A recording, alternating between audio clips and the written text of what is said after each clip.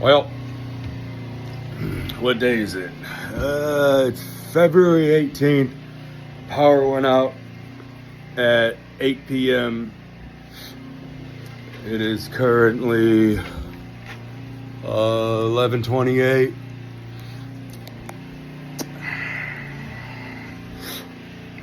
Say hi, honey. Yeah. So we got the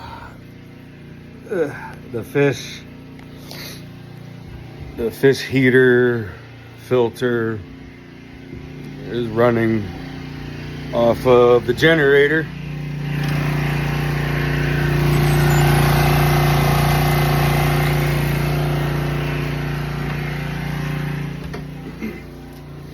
And the generator is running the TV and Wi-Fi box, you know.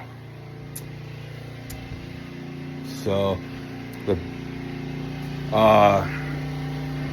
somebody ran through our street, missed the stop sign, took out 2 power poles.